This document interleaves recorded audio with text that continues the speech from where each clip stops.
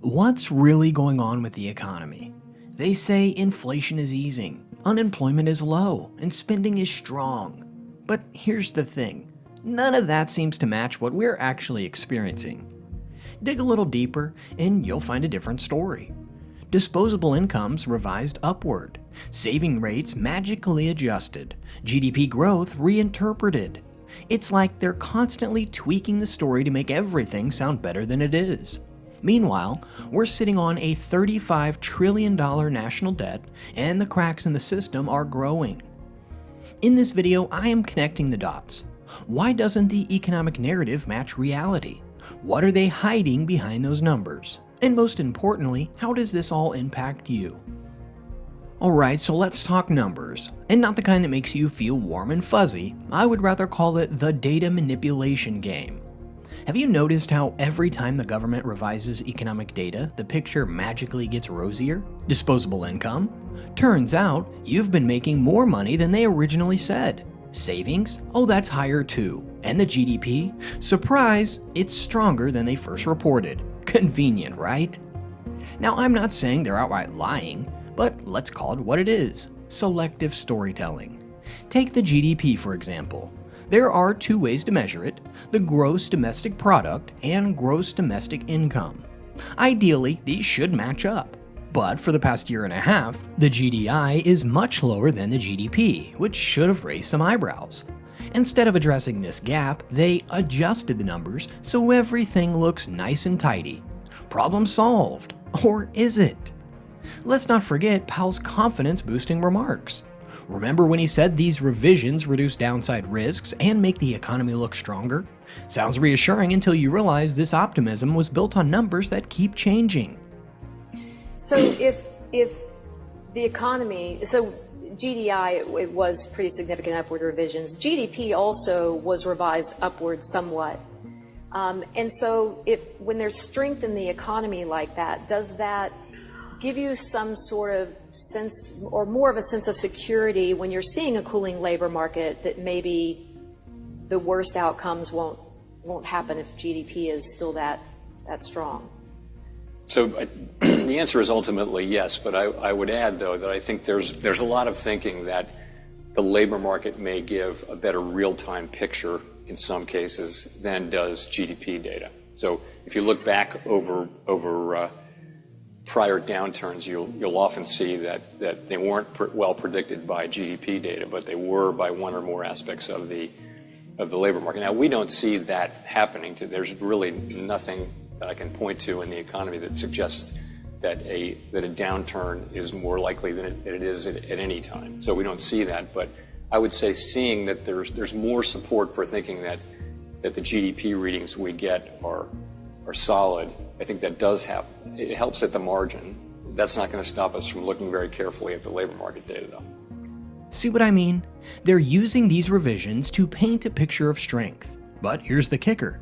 How do we trust the data that's constantly shifting? It's like being told your bank account balance is higher, only to find out it's a clerical error. Doesn't exactly inspire confidence, does it? And here's why it matters. If income and savings are overstated, it creates a false sense of financial security.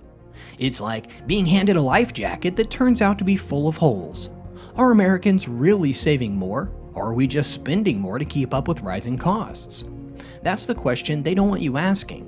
So the next time you hear about the strong GDP or healthy savings, remember, the numbers aren't always what they seem. As for the so-called solid labor market, they keep saying everything's fine. But let's dig into the details, shall we? Unemployment is up to 4.1%, job creation is slowing, and it's taking people longer to find work. That doesn't exactly scream strength, does it?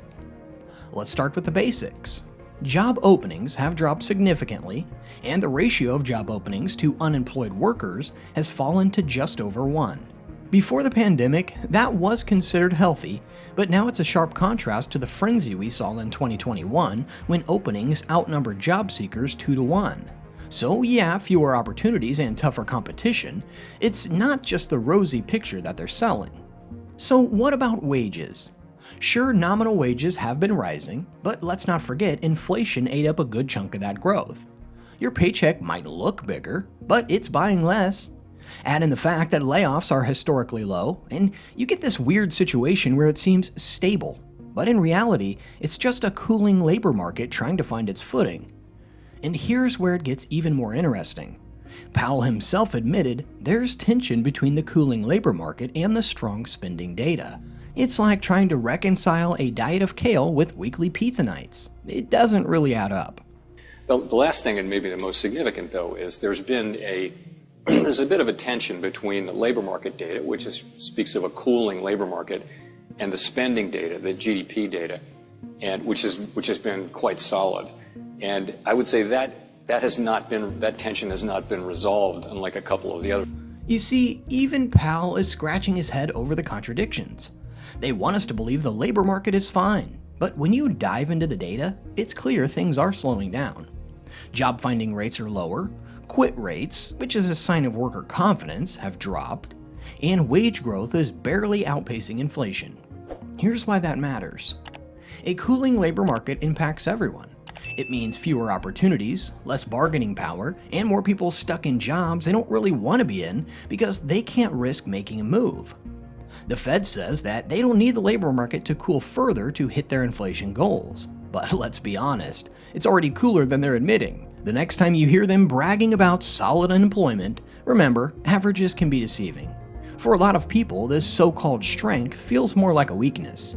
And if you're feeling the pinch, you're not alone. And then there's inflation's hidden burden. That sneaky thief that's still quietly raiding your wallet.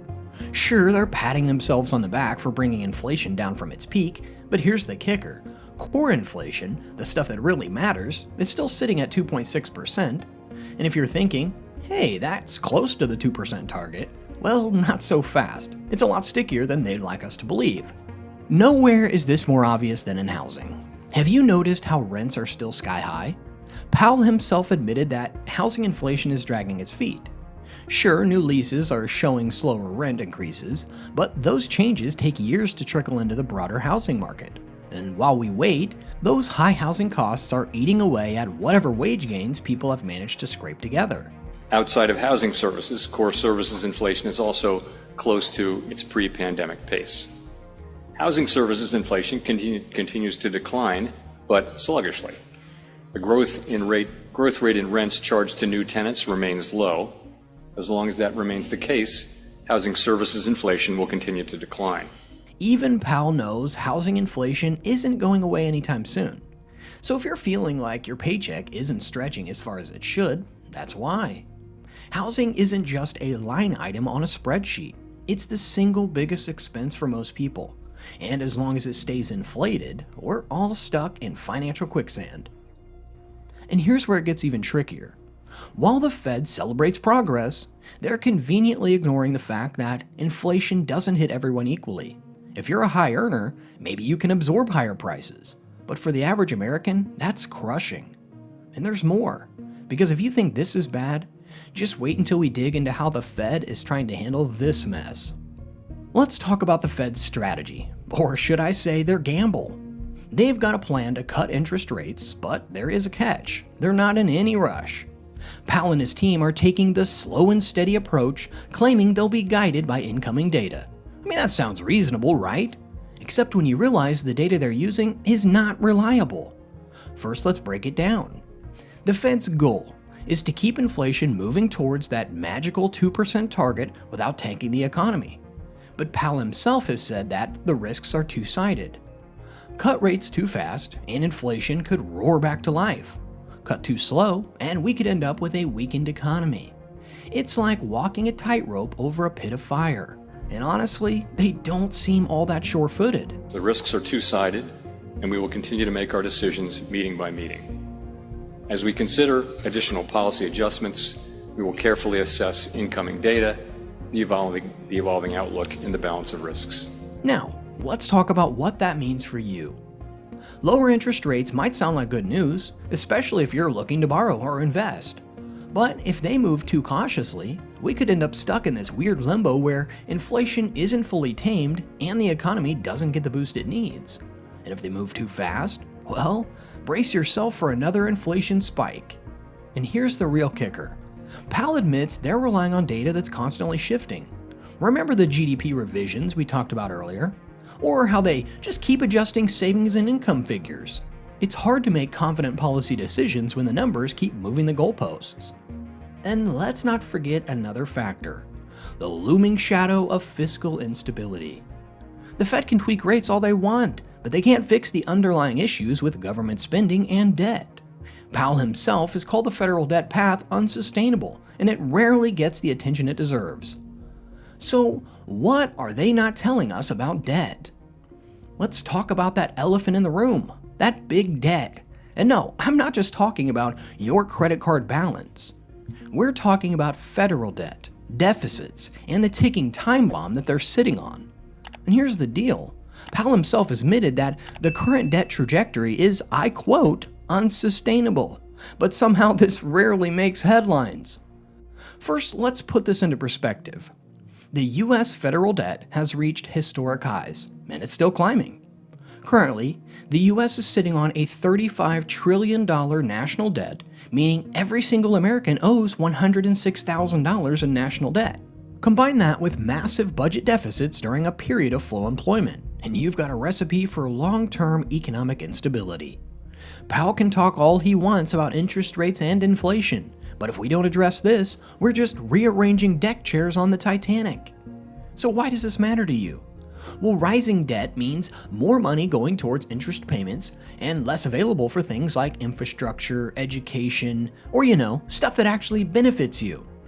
It's also putting upward pressure on inflation, making it harder for the Fed to hit its targets. Basically, it's a lose-lose situation for everyone. But here's where it gets frustrating. While Powell acknowledges the issue, he's also quick to say it's not the Fed's problem. Sure, the Fed doesn't set fiscal policy, but ignoring it while making monetary decisions is like baking a cake without checking if you have enough flour. It's going to backfire eventually. And what about the global implications? Rising debt makes the US more vulnerable to financial shocks, whether it's geopolitical tensions, fluctuating bond yields, or shifts in foreign investment. Powell even hinted that rising deficits could be contributing to higher interest rates, but nobody seems eager to dig into that. Now here's a fun fact, or rather a not so fun one. Every time the Fed cuts rates to stimulate the economy, it indirectly enables more borrowing. The disconnect between what they say and what we feel. Powell and his team keep telling us the economy is in good shape, but let's be honest. Does it feel that way when you're paying $7 for eggs or seeing your rent go up faster than your paycheck? Probably not. Here's the thing. Powell admitted in a press conference that Americans don't feel the supposed economic strength. And honestly, can you blame us? Sure, some metrics look good on paper. The GDP is up, unemployment is relatively low. But those averages don't reflect the reality for millions of people struggling to make ends meet. Let's break it down. Consumer spending is strong. But what's driving that spending? It's not confidence, it's survival. People are dipping into their savings, they're racking up credit card debt, and working longer hours just to cover their basics. Meanwhile, Powell talks about wage growth as if that's a win. But when inflation eats up most of the gains, is that really something to celebrate? And then there's the selective optimism. Powell says the labor market is in balance, but that balance feels more like a seesaw that's tipping in the wrong direction. They claim inflation is on a sustainable path to 2%. But remember, core inflation is still well above that, and housing costs are dragging their feet. It's like being told you're halfway to the finish line, and then you look up and the goalpost keeps moving. Want to know why Warren Buffett thinks the Fed is wrong? Click the video on the screen to find out.